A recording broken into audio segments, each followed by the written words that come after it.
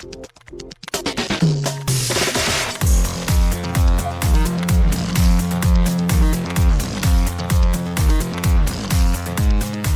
and welcome to Too Fast, Too Forever. There's all kinds of family. We chose this one. This is episode 405, Furious 7, Lap 15. I'm Joey Lewandowski. I'm Joe TOO, and this episode is brought to you by Parachute, parachutehome.com. Essentials for easy living, made with love by the world's best craftspeople. Check them out for all of your pillows and duvets and duvet covers.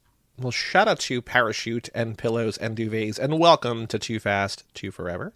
With us tonight, we have back, I feel like she was here not that long ago, I really right? do too, right? Yeah, that's what I'm thinking. But it was a bonus or something. No. I think it was Pleasantville, right? Yeah. Was that this?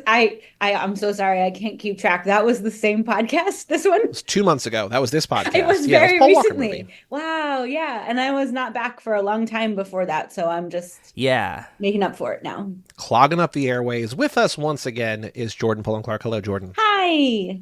Welcome back. Thanks. I'm happy to be back. Jordan, Furious 7. You see this in theaters? I did. I saw it with my sister. And the only reason I remember is because I remember crying at the end in a movie theater. Mm-hmm. Did Allie cry also? Don't remember. Monster. Yeah. Well. Where does this... So I know that you've been on at least the original, because you did that when we were doing the Build a Heist team. Yep. You started that lap off with us, and we were arguing, and you were trying to figure out who was right in terms of like what kind of team you want to build. But you've been on other Fast and Furious movies. We have your ranking somewhere, but where's Furious 7 rank for you among your favorites, your least favorites?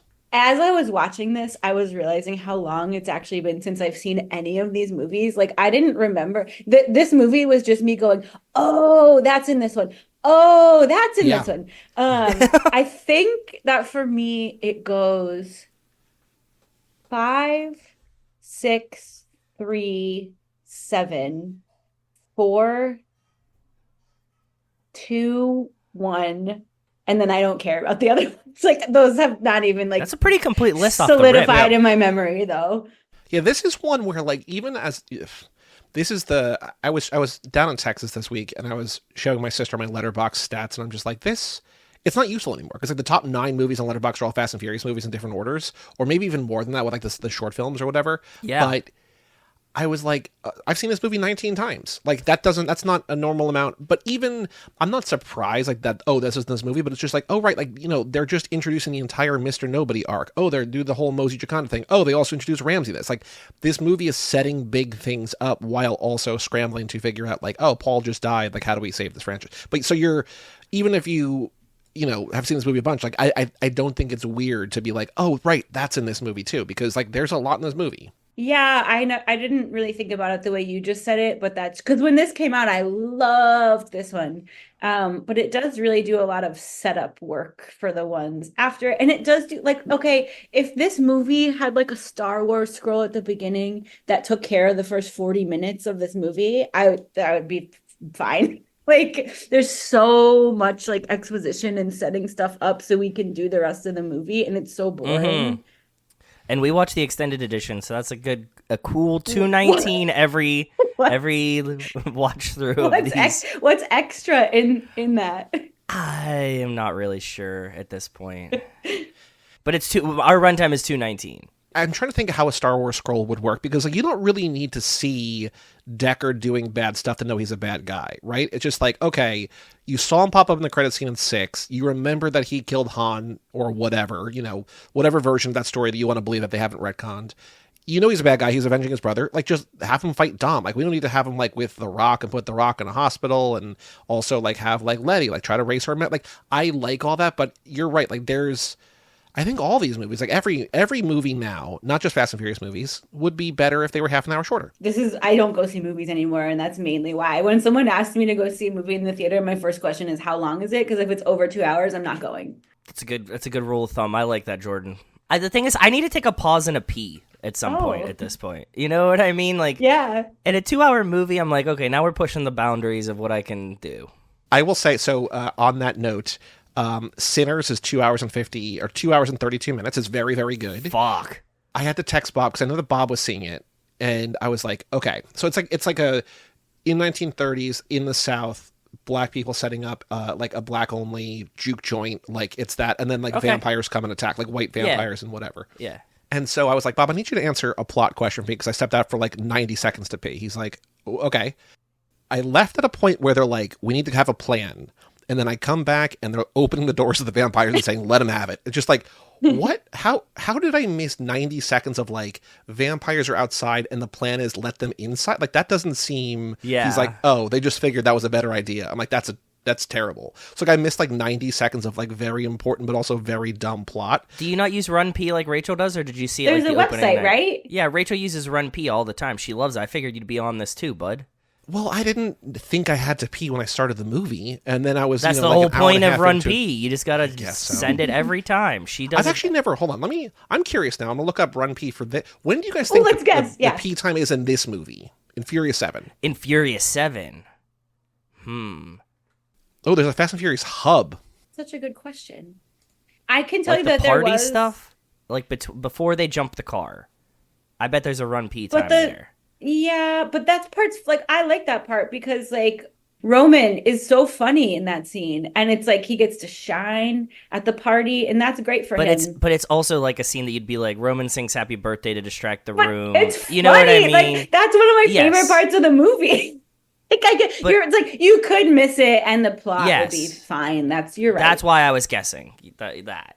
Okay, this is. I'm gonna feel really dumb. I don't know how RunPee works. Like this is just a woman reviewing Furious 7. Oh, they might have other options that I actually don't know because I don't have the app Rachel drives for us. What normally happens is it says like start this when the lion roars at the MGM thing, and then it's a Oh, it's timer just like times. that goes along with you. Yeah, and Oh. then when you get to like it's like now's a good pee time, and then it gives you a little like you like Roman did the birthday song, blah blah blah. That's what you missed. Go. So it gives you a time and then also like a recap of what you missed. Yeah, it's a bar. It's like a status bar, like a Pizza Hut. Like, where's your pizza at? I see that. Like I see like Yeah. an ad for the app, but I'm on the app. I'm on the site. I don't know. I'll figure this out. But while I figure out how RunPee works, Joe, what'd you notice Furious 7? What's going on in your world in Furious 7 this time around? Off the rip, I don't know if it's because like I just watched all of The Pit over the weekend and I just watched episode 2 of The Last of Us, but like the whole destroying the ER thing was a big bummer. I was just like, what did these people do to you? Sorry, continue. Yeah. No, it's like it's an emergency. Like he's in the hospital. Like, why'd you have to fuck up the hospital about this? And also, like, he fucks up the whole hospital. Then he takes a gun. His brother is like fully open wound skin all over his chest, and he sets the gun on it. I was like, none of these choices are good here, Jason Statham. I get that you're a bad guy, but like, let's not fuck up the ER. And, like, we just did all of COVID. Don't we have to support the healthcare workers, please? He also says, like, take care of my brother. Like, I'm sorry, you just blew up the hospital and you killed all of them. Like, what are you talking about? Yeah, there's barely power in this hospital anymore. Like, what do you mean take care? He is going to have to transfer. There's no way that's an operating facility anymore. So that was one thing that I noticed glaringly to start this movie this time. I also had a really, really good note that we will get to in 75 years when we get to this part in the minute. Inside Dom's garage, there's a giant Detroit Lions poster. A Lions poster? It makes See, no ties sense. to Detroit, you think? I didn't know if it was like Detroit because Detroit muscle, or if his dad liked the Lions. It's like an old school Lions font in like the poster behind him at one point when he's like, I'm gonna do this one last time, and he goes and gets the charger. I was like, man, like, do you think Dom sits down every Sunday and watches the Lions? No, I can't see Dom watching any sports at all. Maybe just That's what I it's just mean. American muscle, right? It's just like that. Yeah, but why would you have like a Dodge sign, not a fucking Lions one? I will say that the RunPee app has too many features, but I have 2 P times. There's 2 P times in Furious 7. Please tell us them, please. I'm curious. I want to play this game. Can we play this game going forward This for is like fun, the next yeah. lap? This is good. Number one, so like what's tough is that like I open up the movie on my computer, but like obviously the P times are for the theatrical version, not the Yes, So like I understood. can't like see what we're actually missing, but it says the first one is an hour in when Brian O'Connor, Paul, says to Dom, "Where's Ramsey?" And about this P time, a slow part of the movie where little happens other than dialogue you can easily get caught back up on. Fair. The second peak time is at an hour 20, where Dom says, "Still miss the bullets, Brian." So that's like after. I remember that line. That's after basically the car jumps from building to building. After that scene, you can go, because that's as a small pause in the action before things get really intense. Makes sense. Okay, so I was on the wrong side of it. They want you to see the birthday song and the jumping the car, and then they're like, you can leave immediately afterwards. There's a good the Michelle Rodriguez Ronda Rousey fight is also a good fight. Oh yeah, maybe I was trying to delete that from my own brain. Sorry. On that note, who is worse in this film, Iggy Azalea or Ronda Rousey? They're also everyone in this film is so bad. But if you could get rid of one celebrity in this, who would you get rid of? Which one? I'd get rid of Iggy Azalea because she doesn't do. I mean, no, she does the flags. No, that's easy. Like you need to get rid of her because like that's like wasting like the snap on something that doesn't matter, right? It's just like, well, she can be there because she's gone and Ghost Girl. Like it's just okay. Okay, so you're saying keep her, get rid of Rhonda because by process of elimination. Here's what I would do: not to silence women, but just remove all of Rhonda's dialogue, or have her say it in Russian or something. Because like we don't need to hear her stumble through lines that she doesn't need to be saying.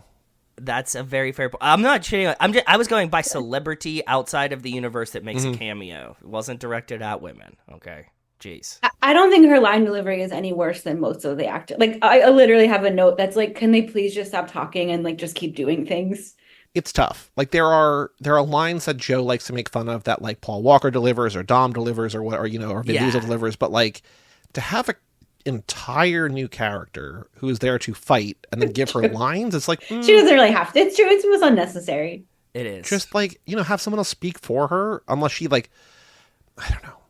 I was torn this time though. I think I might get rid of Iggy because this like goofy accent that she's doing that's like very street in her brain is like, I'm like, oh, you don't need to do that, lady. And just that was my point. But Rhonda's just terrible line reading is also very, very hard to watch. So I'm torn. I don't know. Can I tell you my favorite part about the race wars? The name? Yeah, go ahead. Yes, please. Oh, that is bad. Huh? I thought we were going to talk about the world real quick. I didn't know where you were going with this. But that's what it's called, right? It's 100% what it's called. They did it. They chose not to change it. No, they chose not to change it. It was in the first one. Kept it. Jordan was accidentally racist. I keep a screenshot on my desktop that's been there. It just says Race Wars.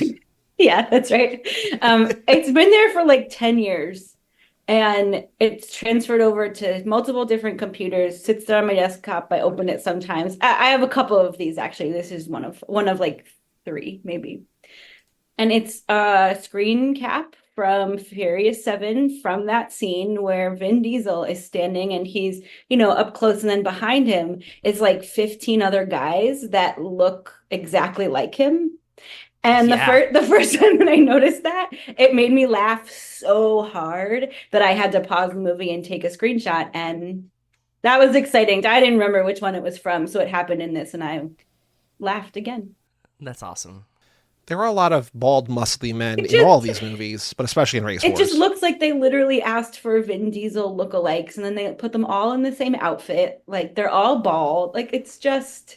You know what I'm surprised, and maybe not surprised because like he's less culturally relevant, no offense to him, but they have all those, like the last like year, they've had so many like Timothée Chalamet lookalike concert or like not concert, but like contest, right? Where all the Timothée Chalamet show up in New York City, even he showed up, the guy who put it together got fined for like unlawful, unticketed, unpermitted event or whatever. Yeah, Timmy paid the fine.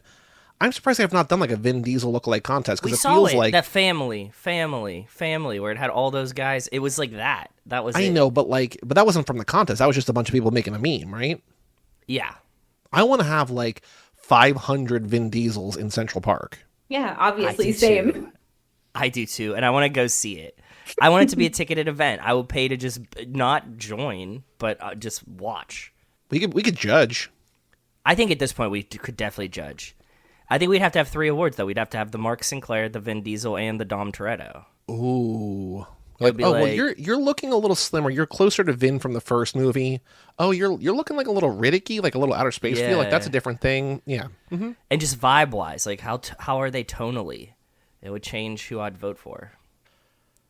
They say an open road helps you think. Okay. Where are you going? That's when on the way to Race Wars, when Dom is trying to like return Letty's memory to her, he says, "They say an open road helps you think." And I said, "Do they?" And also, who's they? And does it? Yeah. I think in the like 2-lane blacktop sense of the word, phrase, yeah, sure. Like me and my thoughts on the open road. I love thinking and driving. I don't. So this movie posits that you can return your memory just by, like, I guess, like, time does heal all wounds somewhat, right? And, like, Letty has her memory returned to her when Dom is about to die, and, like, she remembers all the emotion she feels for him, which I think is probably actually, like, realistically... pretty close. Oh, yeah. How it could happen or whatever. Like a trigger trauma to just get you snapped back into it. But Dom is basically saying, if you just drive around for a while, you'll remember stuff. I think that's really true. I drive around, I'm like, hey, that place, I remember this fucking place. Didn't that used to be the donut shop? And I guess there also is a thing where, like, you just go for a drive, right? Like, you're like, oh, I gotta get out of here, I gotta clear my head, just, like, go for a drive. Like, that is true. Yeah. I just don't know if that applies to, like, amnesia. Likely not. I don't know. But maybe. Again, I was, like, kind of mad at the acting in this movie, maybe more than I have in previous watches, but, like, the chemistry between them is so bad. And I was trying to remember, is it because she's lost her memory and she's like a weird blank slate? Or is it always this bad? No, I think that there's real chemistry between them in a lot of the movies. I think this one, they play a little stiff because she doesn't fully remember him. That's what I was hoping was the answer. That's what I'm hoping still is the answer, even though I gave you that as an answer. I'd prefer to be optimistic. I mean, what's the ironic thing maybe about this, also going to the RunPee and all the conversation we were just having, is that, like, these movies are cast for action and for beauty, but we're like, no, we want, like, the little moments, but, like, they're not casting for, like, the conversations in the car, right? Like, they're not casting for really the conversational chemistry between people. That's they're literally like, just a vehicle to fighting? get to the next set piece. Yeah. But this is why I like the Roman scene so much, because he has such a personality and so joyful for a moment to watch it. Like, legitimately, I laughed and had fun. And if we could just get, like, a little bit more of that from, like, most of the other act, it would just be so much more enjoyable. Because, like, I know the reason to watch these is because they're like, bam, cars, out of planes, spa. Like, I know that's why. But, like, I also like movies and I like acting. And it's like, you could do both. I don't see why you wouldn't sometimes do both. I think it's hard to do both. It's hard to, like, make movies that cost $300 million that are going to gross, like, 1.3 or whatever, and also, like, tell, like, an emotional story. Sincere, to be sincere and not just cars explode. I think they do a better job in this than, like, I think Mission Impossible does a really good job. I think this does, like, a better job than most, like, but, you know, people are going to connect with what they connect with, but, like, it's hard to do two things well. If any other action movie could just be, like, a quarter as good as Mad Max Fury Road, I would be like, cool, you tried. You know? Well, if any other movie was, like, a quarter as good as Mad Max Fury Road, like, we'd all be in, like, a better location. Like, it's just, like, that's, like, the best movie that's ever been made, so... Yeah. Well, and it's like, I didn't even understand that I liked action movies until I saw that movie, and I was like, oh, I get it. This could be good. I like the Terminator movies. That's not true. But the Terminator movies, too, like, they're able to do that. There's a lot of personality, and there's a lot of character. We, like, care about the people a lot. It feels very genuine. Like, if any, like, it's just, it makes me mad when they're, like, not even really trying, I guess is what it is. Well, I think that is like what separates these movies from a lot of other movies. Like, they are trying here. Like, whether they succeed or not is up to the movie and up to the audience. I think they were trying at first, and by, like, this one, like, not so much. Vin cares about the Fast and the Furious. He's sincere. Like, he really does care about Fast and the Furious. I don't think it's necessarily a cash grab for Vin. I think, like, it's like after, you know, we're on our 7th movie, and they just fall back on the same lines basically, like, so many times. Like, I don't know, change it up a little bit. It's so funny that you say that, because we think that they miss, like, giant alley-oops in the dialogue all the time. We're they're like, they should just dunk this one home, and they, like, just don't remember the line that they should repeat from a previous movie at all, or, like, all this shit. We're always like, damn, like, who the fuck is watching and writing about these, because, like, they just don't remember that the other movies exist. There's a character in this movie. We were talking about, you know, Ronda Rousey in our one scene, Iggy Azalea in our one scene. There's a character in this movie that I am surprised has not returned. He is referenced, or he is involved with the thing in Fast Five, but he's never been in another movie. But Mando, the guy that they send, Yeah. Who is he like, in the fifth one? so he helps them get the safe, Okay. but he is in that movie. Like they just like that's like He's the who guy they that their house contacted. is that, right? Yeah. Correct. Yeah. It feels like in a franchise that loves bringing back family and connections and familiar whatever, that like he would have popped up somewhere. And I'm just surprised because he's mostly like I looked him up. He's mostly like a musician. Like he's not really an actor. Okay. But still, like that doesn't hold him back in other things. You know what I mean? Like it feels like you have Ludacris in these movies, Tyrese. So yeah. I'm just surprised. I'm like, oh, like he's like literally family, right? Like literally like on the inside connection, trusted enough to like watch over Mia and the kids, and then hasn't come back. He's no fan favorite Diogo, that's for sure.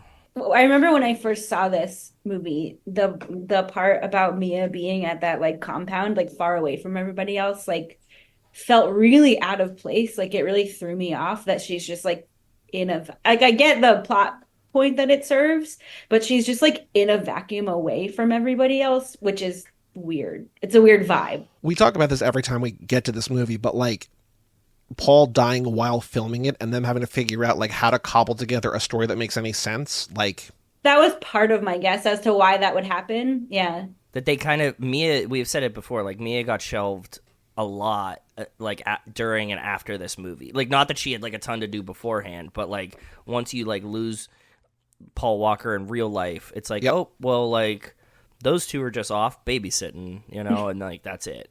But it does feel weird to have like a core member of the family. Again, like there's the Paul thing, but also just like, oh, she's got a kid now. Like she can't be in the fray. It's like, no, she can be. Like you don't have to have the kid in the scene. Like the kid can be like wherever. Well, I remember I think she just that has a remote job now. She just works from home. I even the way, like, I know why they didn't kill Brian. I get what they did, Right? But it doesn't make any sense for to now him and Mia are gone from all the other movies. Like that doesn't make sense at all. You people are obsessed with family. Those are literally your family. Well, like what Joe was saying, like it really frustrated me that like, oh well, Paul's gone, so like Jordana can't be in the movies anymore. It's like no, like she can be around. Like it does. You don't have to like ice her out because he's gone. Like she's still around. We actually pitched the whole like 10 plot point of Brian. Like this was like a thing that we talked about a lot before it came out. That we were like, we have to like say like Brian is babysitting and Mia gets to be involved. Just like if you want to keep him alive in the franchise and dead in real life, like you can shelf just him. You know, like. Jordana has to suffer. And it would be nice for her too, because you're like, she is very underused for most of the series that she's in, which is the bummer. She's one of the women, you know? Well, Michelle Rodriguez and Letty, like, you know, like it's she's not in 2 or 3, obviously. She dies 15 minutes into 4. She's in the credit scene in 5, and she's not really herself in 6. She's not really herself in this movie. It's like, well, that's like the main female, like the main actress in your movies, and like she's in the first movie, bits and bobs of, and then not really fully herself again until the 8th movie. Yeah, I'm trying to. Okay, who are the other women who came in? So like there was Giselle, who for dies. like 2 movies. How many movies was she was in? in 3. She was in 4, 5, 6. Who else? And now she's back. Who else and did now we she's get? back. There's Elena. There's Ramsey. Elsa Pataki, but she Who gets we get killed. rid of. Yeah. There's Ramsey, who's been around since this movie. There's Charlize, who's been around since 8. But a villain. Not a great track record. And not surprising. No. Here's one of the things so one of my favorite shots in all of movies is at the beginning of Point Break, when you see them rob the bank for the first time, there is a gratuitous Patrick Swayze male nipple shot. Okay. And that's why I love Point Break. It's because I'm like, there's a female gaze here. A lady directed this. And you can tell if you really pay attention. Because a man would not have done that. I mean, I can't, maybe one of them would, but generally no, right? And so in this movie, everyone's beautiful, right? But like, there's only one character that gets like a naked slow-mo. And of course I'm just like, give me like a gratuitous, like hot man shot in this movie. Well, we didn't do, but there's been like statistical proof, right? Like the Stats of the Furious with like bicep shots and shirtless shots. Like again, there's a lot of dude stuff. Like naked dude, sexy dude. Not stuff in this one. Movies. Maybe not in this one as much. Maybe not in this one.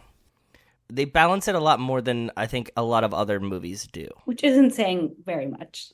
That's why I phrased it like that. But I think that they do a better job I just than we was see like, typically. we get this cool new character and she really is cool. We're like, oh, it's a lady. Oh, she's a Smart. hacker. Like she's great. Love her. Amazing. But like the first thing they do is fight over her while she Mhm. comes out of the ocean in slow-mo wearing a bikini. Like, do we have to really? Well, I was saying to Joe when Mike and I did an Elvis movie recently. There's a movie that we just covered where like Elvis and his manager in the movie are literally fighting over women and like, oh, I call dibs, but no one in that movie is, at least like in this movie people are like, that's gross, stop doing that, she's a woman, like Another whatever. woman comes in and says, that's gross. Stop Right. doing I'm that. just saying Yeah. like someone in the movie is just like, that's not okay, and this Elvis movie just like, yeah, boys will be boys. Again, very low bar. Like, I hear what I you're know. saying, but very low bar. It's And that's also like, I'm not against 45 years apart. I'm not against like gratuitously sexualizing movie stars and like whatever, it's gonna happen. But yeah, just like equal opportunity, I guess if that's what we're gonna do. Who do you think was the construction company that rebuilt 1327? I can see project manager being Dominic Toretto, though. Like, he was just there every day, just making sure that it got built exactly Cracking the right. whip. Mm-hmm. That's what I mean. Do you think he's like, but he's also an international spy. So like, how much oversight could he have? They really should have fridged Mia by putting her back to take care of the construction of the house. Is what they should have fucking done. Now that I think about it. Yeah, like, oh, she can't leave because like the painters, the electrician's Just cut coming. back to her. She's got a clipboard, a hard hat on. Right? Doesn't that work a lot better? Much better story. Because like that would be like she needs to get the house rebuilt. Like, I think part of, for me, about the dialogue is it just, like, whatever. I know these movies aren't realistic, but something about the dialogue makes them just sound so dumb and fake. That actually is very real and, like, brings it back down to earth a little bit, which is nice. I don't know. I think it would have, like, broke us. Like, if we had been like, oh, god damn, like she's, like, paying bills and, like, doing shit, you'd be like, this isn't fun anymore. This feels like life. They had a natural disaster at their house and, like, an unnatural disaster.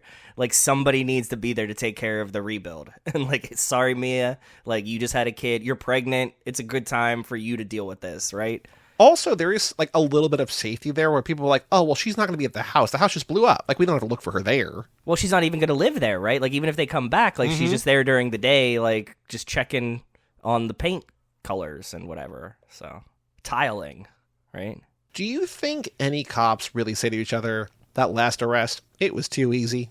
It just feels like the biggest jinx in the world. Like, just like, like I still had time to get my pump on after. Like, I get like what Hobbs is doing, but it's just like, that feels like a bad idea. I am so superstitious. I will never say shit like this. Like, I do not say that my team has won the game until the final whistle blows.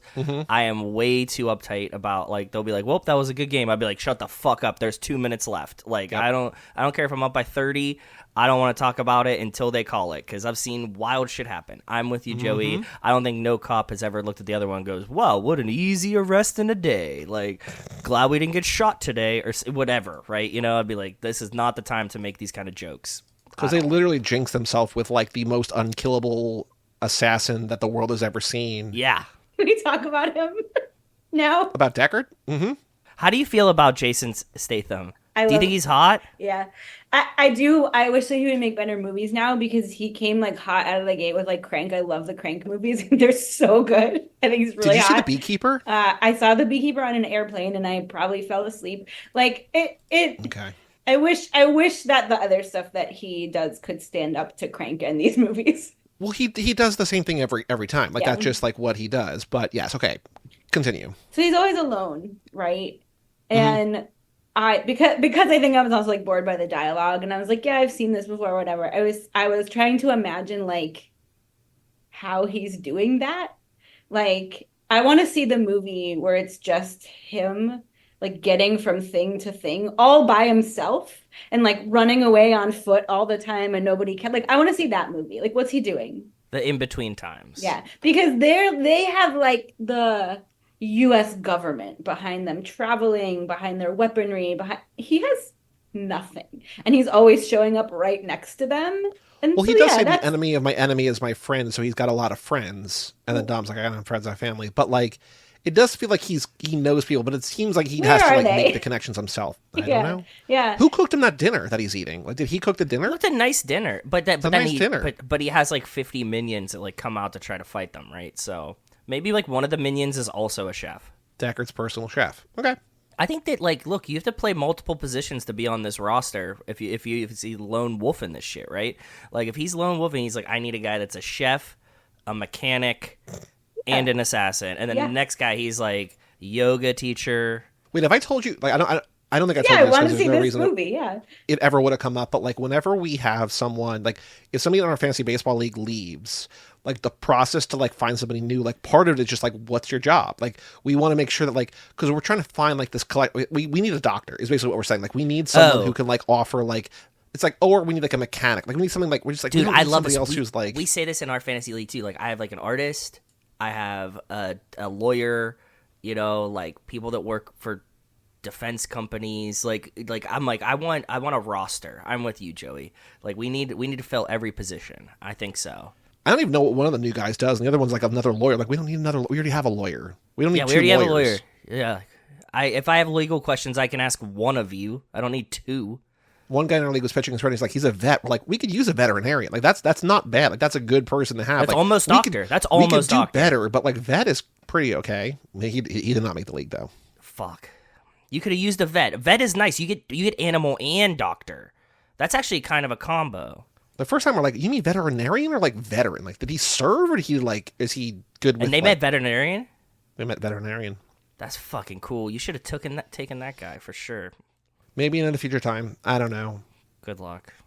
But yeah, it would be funny to be like, okay, we need minions. Okay, like that guy he's okay with driving. Like, Deckard's obviously better than everybody and everything. It was like, okay, that guy can kind of drive. This guy can kind of do my clothes, my tailoring. This guy can kind of do my cooking. Yeah. We need to break up this personal assistant job into like 15 pieces. Who do you think would be the most high stress character to be a personal assistant to? Good guy or bad guy? In this movie in particular. Would it be Deckard? Would it be Dom?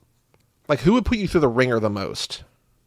I think Dom's kind of more passive. I think that Deckard would want everything because, like, you know, Dom's whole thing is like, we improvise, right? So like, you just have to like get him kind of what he needed, and he would fill in the blanks. I think Deckard's a lot more calculated, but also the like logistical bullshit of having to deal with a guy that has like 6 other people that he carries around with him the whole time would be really annoying. Because like, think like Deckard, you're like, you have to get one car. For Dom, it's like, oh well, you need to get like a Lambo for fucking Tyrese, and you need to get a fucking, you know, Japanese car for Paul, and I need an American car, and we need a truck. And you're like, oh god damn it, dude, like that's just way too much shit for all of your friends. Like, Yeah.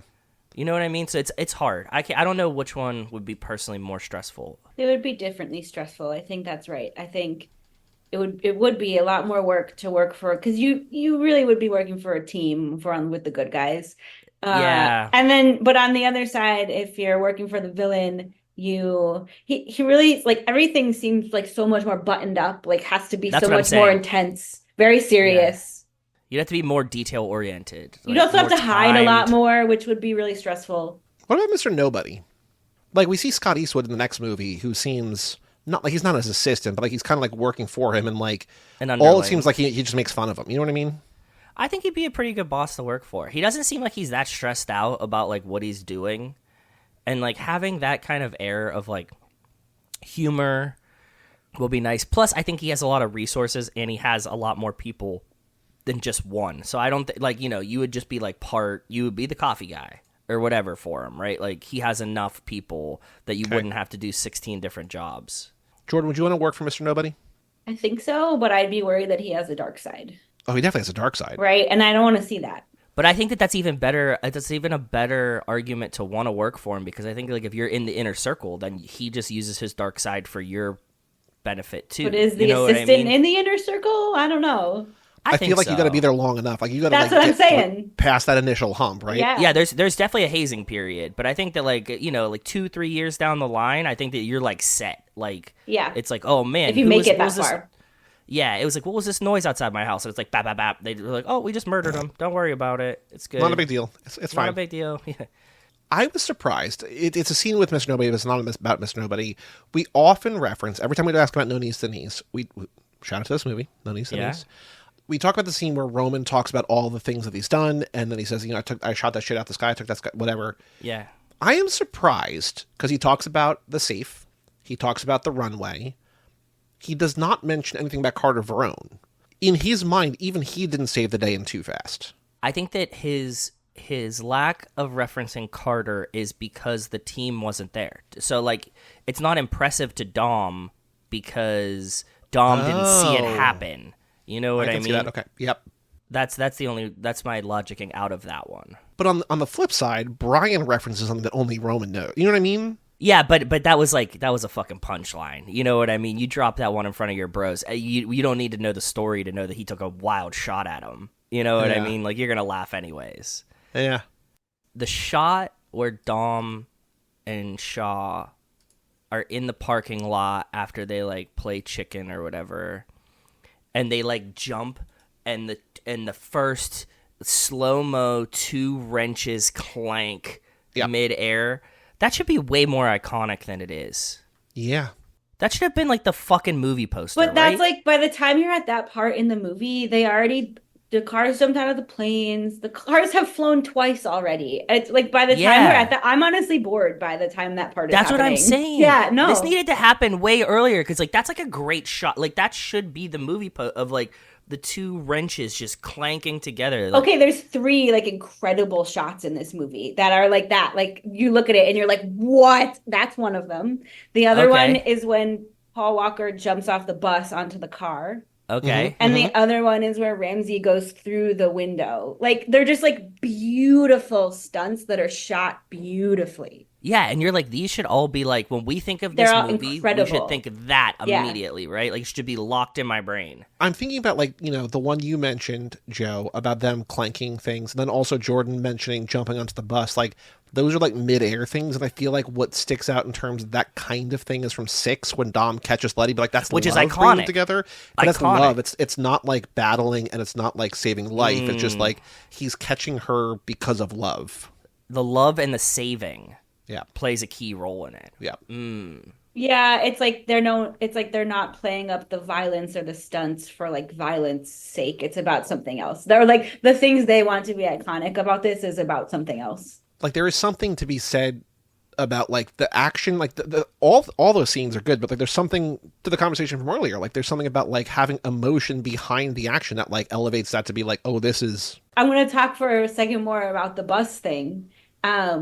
Because Letty saves Brian, which is like, I don't know, maybe I'm wrong because you guys have seen these movies so many more times than me, but like kind of a weird pairing. Well, the Letty-Brian pairing is largely off-screen. Like, she dies in 4 because she's trying to clear Dom's name. And so by they had working a whole, for like, Brian. Yeah. They had a whole, like, cop informant thing that we don't see. We only, like, hear about. But, like, you're right. On-screen weird. In-universe makes sense, but we don't see that. Well, and so they have this moment where it's like the whole thing, he's on the car, he swings around, he lays on the ground, it, like, settles down, and he stands up and he just goes, like, thank you, like, in a really genuine, cute, like, sweet, authentic way. And like, again, like, for me, that's just, like, seems very real. Like, they don't, like, she's not a person of a lot of words. We haven't seen them, like, have a whole thing on screen. It's just, like, it's they really don't have, quick. like, a whole, like, it's history really sweet. on screen. Yeah.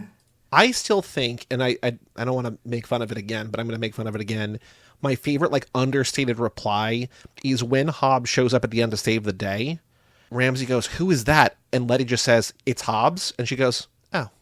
Like, there's no, not like, who is Hobbs, but just like, oh, yeah, like, of course I know Hobbs. Like, of course he's here to save the day. It's like, no. Like, you're new to the group. You've never met this man before.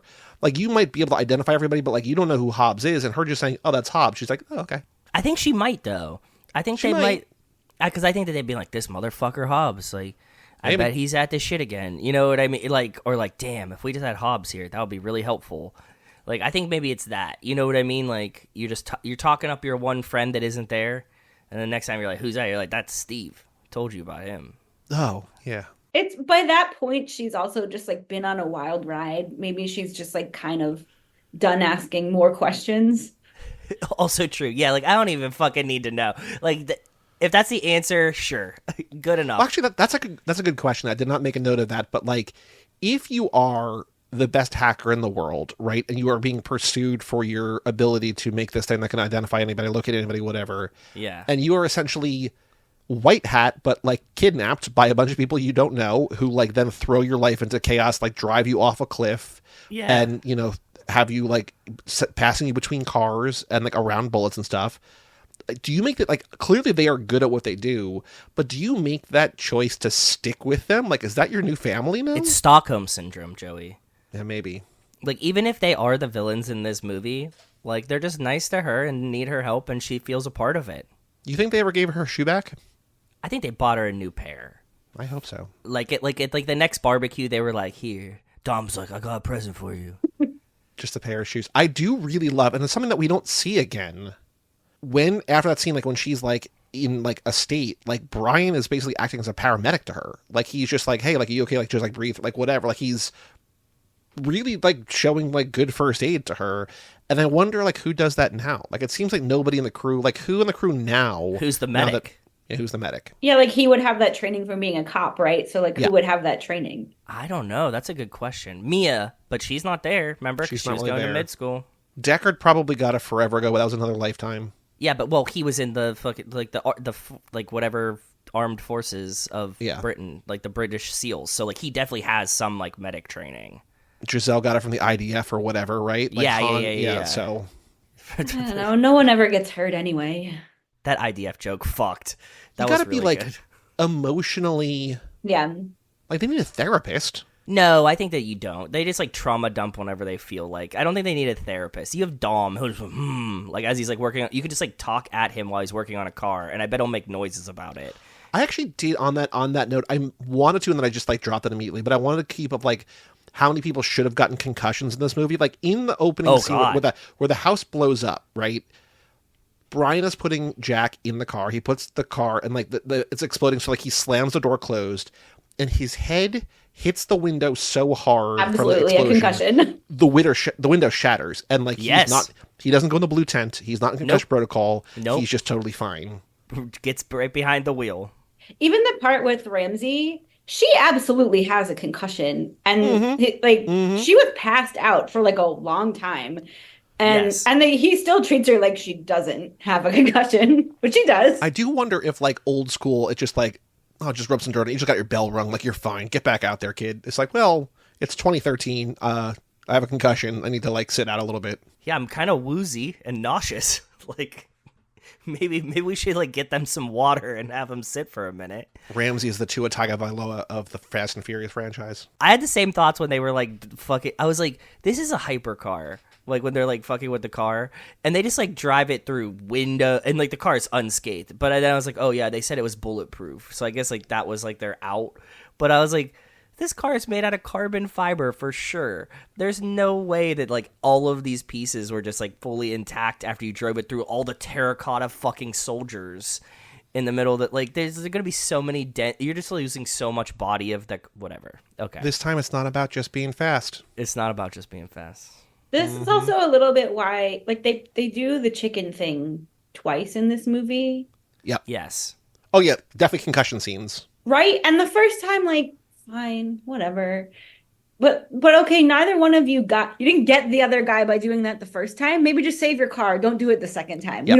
I don't need to see it again. So in Too Fast, when they did the bridge jump, and like Suki clearly is not going to win, but she still does the bridge jump and like costs thousands of dollars in damage to her car, but she's there for the prize. And like it... In that world, like, it means something like, Ted's like, hey, bring it by the garage, like, I'll take care of it, whatever. Here, like, they're just all millionaires. Like, they just, like, buy a new car or fix the car. Like, it's not an issue anymore. You know what I mean? So, yeah. I agree with you, but by this point, it's just, like, it doesn't matter. But it's also just, like, it's not an effective fighting strategy either, so... No. It seems terrible. Like, that seems worse to me. Driving head-on into another car seems worse to me than almost anything else in this movie. Yeah. But, like, for my own physical safety, this seems like probably, like, one of the worst choices that we make. Like, I'd rather be in the car with Ramsey and Dom driving down the mountain. I'd rather be passed from car to car. Well... I think the mountain one is worse. Jordan, but that had a roll cage. That one had, like, they built it to sustain... Yeah. Okay. We're not purposely driving at full speed into another car that doesn't have a roll cage. I think that there should be more helmets also. Like, that would be, oh my god, the version of these Ramsey. movies with all these helmets. Well, she does have the helmet in this movie, which is maybe the only helmet in the entire franchise. That's what I'm saying. I think there should be more. I guess Letty wears one on a motorcycle, right? Like when she's like on the bike, like she wears it sometimes. But like, not in cars. No. They should have crash helmets. You're right. If you know you're going to tumble your car down a mountain, or like even if you're maybe going to tumble your car down a mountain today, get another helmet in that car. 2 of them. It's fine. Yeah. That's such a wild time. Imagine if they were all like, okay, guys, safety first. Buckle up. Helmets on. In that same scene, like I think this is just like the movie thing where like the villain has to give a speech before he shoots the bad guy or shoots the hero, and then like the hero finds a way to escape. Like Mosey Jaconda is like basically ready, aim, fire. But like as he's doing like ready, aim, Dom just starts doing donuts with his car and like kicking up dust. It's like you can still see where the car is. Just shoot the car. Yeah. Like you don't need to like just. He also waits until he counts to 3 to do it. Mm-hmm. Just do it on 1, man. It's fine. Yeah. Yeah, you're right. Yeah. Like that's just like the movie cliche of like, like the bad guy gives the hero like an out or whatever, but just like the car's not like, it's not like he's doing like crazy things like there's dust you can't see. It's like, no, the car is actively making the dust. You're right there. It's actually kind of making a giant circle to point at, it's right? Like, it's exactly like aim here. Yeah. I don't know. Here's what I'm understanding about myself more after like talking about this and hearing all the things that annoy me. And that, so there's a part in Hobbs and Shaw. What's the lady that's not the younger person, the woman? Hattie? Madam Hattie. There's a scene in Hobbs and Shaw where you mean like Deckard's sister, right? Yeah. Yeah. Where she's running and she stops and she takes off her shoes. Yes. And that I remember you talking about this. Yes. Mm-hmm. My favorite things that I've ever seen in a movie, because like, yeah, it's like I'm just so annoyed by like little shit like that where it's like I just want it to be like I want them to a little bit act like real people sometimes. And that's what I hear myself getting mad about in this movie over and over again too. I don't think that's going to get better with the whatever movies we have left. Of course not. No, I don't think this is not the right place to be looking for this, Jordan. I'm sorry. Hate to break it to you now, but like I don't think. Jordan, I'm going to give you the option right here. So you have talked about on this podcast Fast and Furious 6, the original one, and 7. So 1, 6, 7. Is there another movie in the franchise that you love, that you want to talk about in the upcoming live? Because I mean, otherwise I'll just like ask you when we need a guest. But is there one of these that you're like, I have a lot to say about this movie? Like I said earlier, they are all blended together in my brain. And I actually don't know, like I could find things to say about all of them, I'm sure. But I do remember really liking 5. I remember liking 3. 2 is like a mess, so I have a lot to say about it. And there's a lot of cargo pants in 2. A lot of cargo pants. A lot of early 2000s fashion. It was of the time for sure. But I also think I liked the 8th one. Like, because Charlize, So, like, I would do any of those and have a fun time, probably. Okay. To your point, they all kind of blend together, blur together, whatever. But sometimes you have, like, one that stands out. Yeah, I feel you. I can't remember anything about 4, except for the beginning. Because they're doing that chase in the beginning. It's the tunnels one. It's the Mexican tunnels. I truly don't remember anything else. All right, so I don't think I like that one, but I think all the other ones. Do you have other notes, other thoughts about this one? You have a handwritten notepad, which I really like. I just take notes on my Appreciate laptop. it. Yeah, I do on my phone. It's handwritten, but it's also like written like barely with letters because my handwriting is really bad. You were squinting at your thing that you wrote. Like it's my eyes hurt, so I'm not wearing my glasses, and my handwriting is like really bad. So pardon me while I squint like an old lady for a moment to see if I missed anything. There was a time my mom refused to wear glasses, and we would laugh at her a lot. And so we sit down at a restaurant, and I'm like sitting across from her, and she would just like refuse to wear glasses. So she's like moving the menu back and forth, trying to find the sweet spot of where she can read it. And I start doing that, and my sister's laughing, and my mom looks up and saw me doing this while she was doing this and got so pissed. Like, my sister and I still laugh about it. Like, she, like, rage quit. I think she might have, like, maybe, like, not ordered food or something. Like, she was so angry. And I'm like, the whole thing was I was just laughing at you not wearing your glasses. Like, it's, if you have them. Yeah, we figured out, you have specifically figured out how to fix this. Like, you have the glasses. Just put them on. I was wearing glasses while I was reading the menu. Like, this wasn't, like, making fun of the glasses. It was making fun of you being so stubborn at yourself that you couldn't read it. She probably just, like, all her mom energy was used up, and she just, like, that's what put her over. Yeah, no, I know. That's what I'm saying. I found a lot of those boundaries that were, like, things that I was like, I didn't think that was going to make you break. Like, I've been trying for days. Like, and it was the fucking menu thing that got you? Because that is funny. That's really Objectively, fucking it's funny. hysterical. Yeah, exactly. Okay, there's two things. Oh no, continue. Okay. No. That was it. That was the end of my story. There's two things from my notes. One more thing that annoyed me, and then a question that I have for you both. Please. The last thing I have wrote down that annoyed me was that The Rock just leaves his daughter at the hospital. You can't do that. You can't do that. What's worse, that he leaves her there, or they just recast that poor little girl? They do. What other one is she in? She's in 8, and she's also in Hobbs and Shaw. Like, that girl's the same in those two movies, but this girl just never seen again, right, Joe? Like, it's after this movie they recast her, yeah. And also, like, in those movies, he leaves her alone, too, and is like, oh, you're going with your aunt, who's not really your aunt, and then just, like, leaves her, like, at that, or, like, with Ryan Reynolds. He leaves her at the hospital, and he's like, she's sitting in his hospital room, and he's like, Elena will be here soon. Like, so he's just like, oh, these nurses doesn't even are do the gonna handoff. Babysit from. No, he doesn't. He just leaves her. Oh my God, I can't. Yeah. Okay, so that annoyed me. Especially for a guy, I don't know, you'd think he'd like really care a lot about his daughter and protecting his daughter and like whatever. We need to bring Brian on here to talk about the logistics of just leaving your child with strangers. Because I bet he has thoughts. He likes kids in breweries. You know what I mean? Like, just nobody like, let has the more village thoughts raise about them. kids in public places than you. So I don't know that we need Brian on here. I think really we just need fucking you as not single, but like child-free man Dink. in public needs to espouse on like the rights and wrongs of leaving kids in places. Or people can just join the Patreon, the $50 tier, and just see all that shit every day, like I do. Just ask me.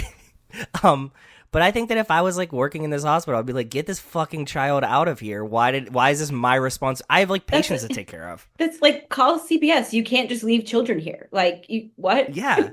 Yeah, what the fuck? Like, he didn't even leave him with like the security guard, right? Like, hey, I'm lawman. Like, hey, security guard, stay with this guy until she comes. Nope, just in the fucking hospital with nurses and doctors. It's rude. This is really rude. It's rude.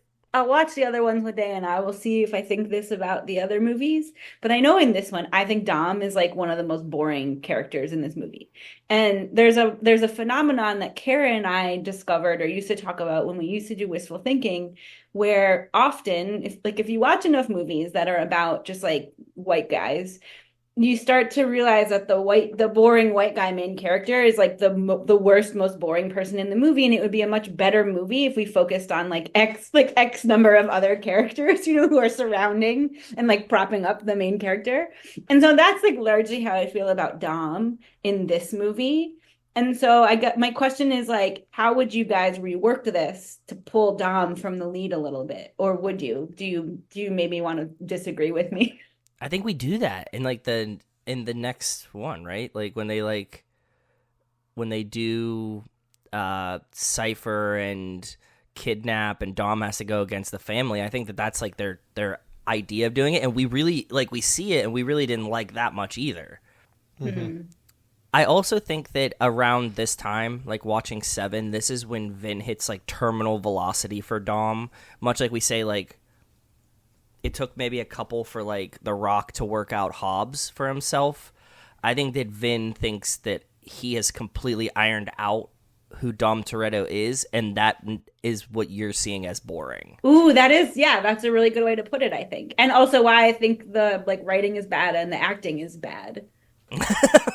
Yeah, exactly. Because that would do it. Like any actor who thinks their character is finished or like doesn't have any more depth, they're comfortable. Like, they're so comfortable in the character. Yeah. Exactly. Then it's like, okay, well, like what is he gonna do that's gonna surprise us? And you're like, well, nothing. Like he's gonna be invincible. He's gonna fight everyone. He's gonna be the strongest and the fastest. So like at that point, you're just like, okay, yeah.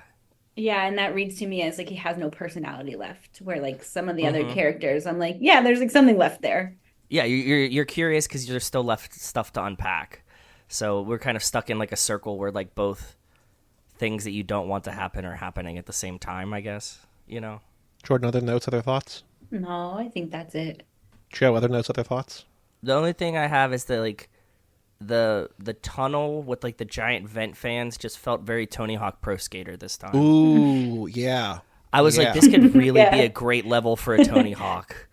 That was my thought. It's just like something about like that lighting, like the sun coming through the fan, seeing the shadow of it. It just felt like what was it, like the warehouse, like what Tony Hawk 2? Like it kind of felt like that a little bit. And I was like, oh man, this would be a really cool video game setting. They're remastering 3 and 4. They're putting them out this year, which I'm very excited about. They remastered 1 and 2 a couple years ago. I don't know if I played 3.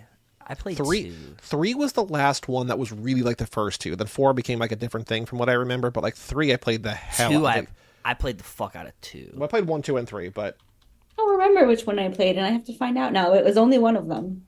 I think it was probably 2 did numbers. That was like kind of the one that everybody had. yeah, 3 I had for Oh no, maybe GameCube. 3. 3, it was maybe 3. I'll know by the soundtrack. Yeah, right. That's the only thing. I think 3 might have been a really good one too. I think I'm with you, Joey. 3 was really, really good. I played it on PlayStation 2. Does that make a difference? Was No, it because definitely I think 3 then? 3. Ooh, I want to say 3 added the revert, maybe, What was that? where you could like go up a half pipe or a quarter pipe and then come down and revert and keep your combo going. Oh, I don't Like know. you could I think 2 maybe added the manual and 3 added the revert. I know so much about skateboarding. I've never stood on a skateboard, Yeah. but you could like You've never trick stood on a up- skateboard? I mean, I've Like, probably even stood on a skateboard, but I've never like done a trick. yeah, but I mean, like, have you like pushed one around with your foot that you can remember? I don't Like, know. I don't know. That because that was a Probably weird sentence the way you said that. Never stood on a skateboard. I've never skated. Like, I'm not saying like did tricks, but you were like, did like, one of your friends didn't have one? You like went up and down the driveway twice? Like, Trying to think. I don't know. But I think 2, the second game added the manual and 3 added the revert. And then I think for the remasters, they just had it in all of them. But like it really made it cool and easy and fun to like string together like crazy combos. yeah, that I remember that a lot. Like trying to get high scores and shit. Yeah. Yeah. My only other note is that Hobbs is staying in room 807. And I was like, I wonder if this is going to be like a future trivia question for us. Like you were talking about the Detroit Lions poster in Oh, Dom's I'm definitely using that for whatever. a future trivia question. Yeah. like Hobbs being in room 807. It's like, well, nobody's going to notice that. But I saw it. I'm just like, well, you know. Yeah, I like it. Wait, Jordan, you want to answer our trivia question from Too Fast? Hold on. We just had our Tokyo Drift. We do the movies minute by minute. We do a trivia question for every minute. And the most recent one, oh, that's tough. It's tough. But here's the most recent question. You can just guess because it's super hard. This town is what number location that Sean and Ms. Boswell have lived in over what time span? Is it their second town in 3 years, their third town in 2 years, their third town in a year, or their fourth town in 2 years? Say the first 2 again. Second in 3 years, third in 2 years, third in 1 year, fourth in 2 years. Say third in 2 years. You're right. It's correct. Yeah. It's enough to be like reasonable. Here's a but question still for you. sound not great. Don't. I was we were Don't. getting into. You're just doing this because you think Jordan's gonna agree with you. Go ahead. Go. Yeah, I want to know now. I'm curious. It's so So- stupid. I promise it's not that good. But go ahead. It's not a good question. I'm just curious. So she says it's our third town in 2 years. Do you think that means they have moved 2 times? They've moved 3 times. Third town in 2 years. Do you start at 0 or do you start at 1? Is essentially I the can question. absolutely see it either way, but Yep. the logic part of my brain tells me that they have moved 2 times. Right. Thank you. That's what I said. I agree, Jet. Like I'm not trying to start a Yeah. new debate here, but I I do know. think that there is a way that like the third time I'm sure like we've had to do this 3 like this is the third time this has happened. You know what I mean? Like it keeps happening or whatever. I could go, this is the how many syllables are in oil problem. Like I could do either one. Yeah, I know. Anyways, Joey said this, and I was like, "There's no fucking way that they were like town 1 was like home base start." Yep. And she moved twice. This is her third town in 2 years. Yeah, I'm on board with that.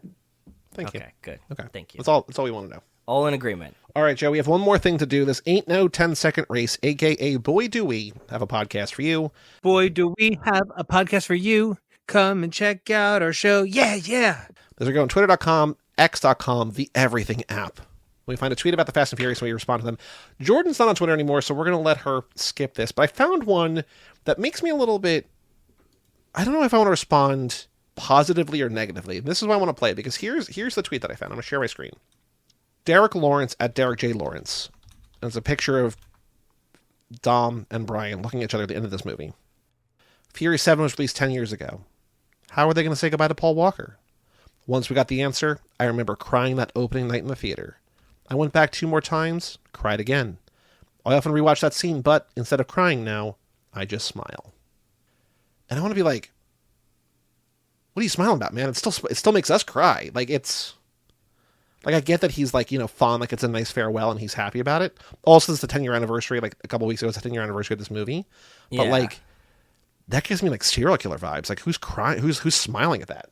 I think that it's like you've come to grips with your grief, and you now. He dabbed. What's that? Denial, anger, bargaining, depression, acceptance. Is that a thing? Those are 5 stages of grief. Joey, I have a question. Yeah. Why do I only know that? Because I can hear Paul F. Tompkins quoting it in my head. I don't know. I learned about it in high school health, and then also in the pilot episode of Dead Like Me, which is where Soul Pop comes from. She dies, and she like goes through all of that. She like explains it. My teacher's like, "This is the best thing I've ever seen describing this. Like, can I get a copy of this?" I'm like, "Dude, it's 2004. I don't know how to rip DVDs. Like, this is not like, no, I don't find it somewhere else. Like, I can't like." Everyone seems to have forgotten about that show, and it was really good. I love that show. I do wonder. I don't think a Dead Like Me was on Showtime for 2 years. I don't know that. Oh would yeah, hold Joey up talks today. about it a lot. It might. Yeah, that's actually. where Soul Pop came from. They would pop your soul. Here's a wrinkle, Joe. Because Jordan's not on Twitter, how about she decides how to respond to both of our tweets? Okay, can you do me a favor and tell me if this person? Oh no, if they're MAGA or not. No, if this person already follows us, because I think that I think I found like a perfect jackpot of who I want to tweet at. But it might be someone that already follows us, and if not, then I'm definitely using this one. Jordan, how should we respond to Derek Lawrence as me first? Yes. I don't know. What's the vibe? What vibe are you going for? We end it with Boy to Podcast 3. Like, the goal is to try to get Derek to like listen to the podcast. It could be as weird or anything that you want. You could be like, we really agree.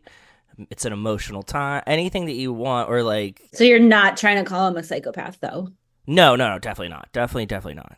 It has to be like, hey, we're friendly and like, strangers with candy is what the vibe I'm going for. Oh, gee, I don't know. All right, we'll let you off the hook here. I'm going to say we still cry every time. Boy, do we podcast for you. Yeah. Good job. I would like to reply the exact same reply to mine because I think that's funnier. So Iron Captain does not follow us. T'Challa Stan does. So this is a reply. I'm trying to murky water. So anything I'm trying T'Challa to Stan piggyback. does, It doesn't count.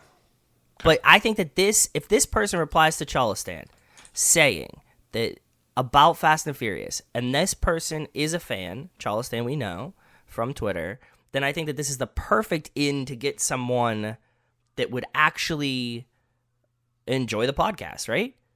What if my honey hole is just people that replied to people that we already know? It's that whoever engages with it, like the T'Challa Stan and Rocket have like bigger followings on Twitter than we do, which is yes, bless them. Cheers, clapping all around, please. But end goal is positive. Like if they follow us, like that's a good thing for us. I still want to win the game though. Like so if you're doing I don't well care in about this, the game. I don't care about the game. I care so much about the game.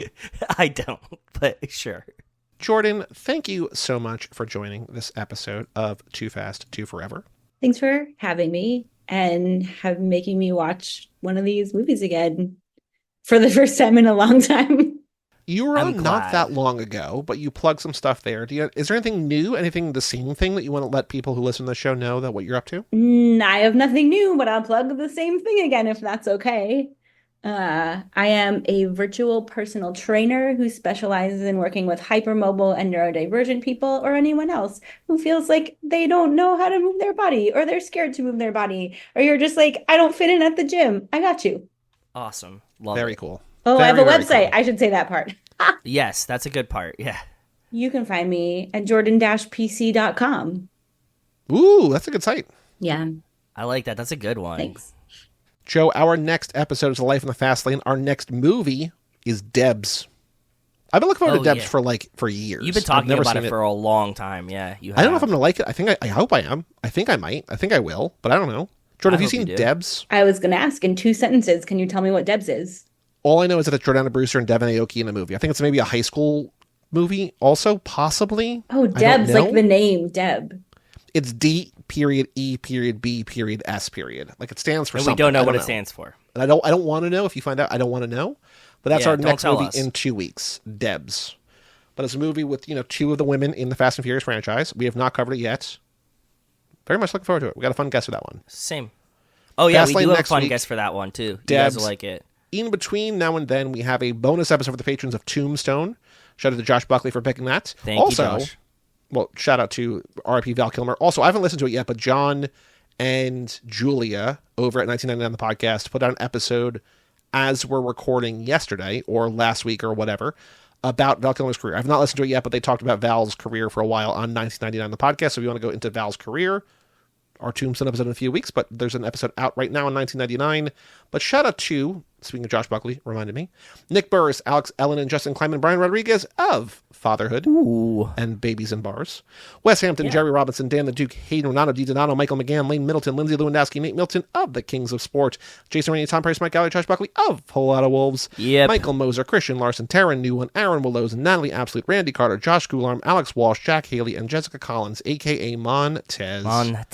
Thank you all for supporting the $5 a month level or above. If you want to join them, go to toofast2forever.com. Jordan, did you figure out what DEBS is? I Googled it. Do you have the acronym? Okay, don't tell I us. didn't You know what find out what the acronym was, no. Okay. Oh, okay.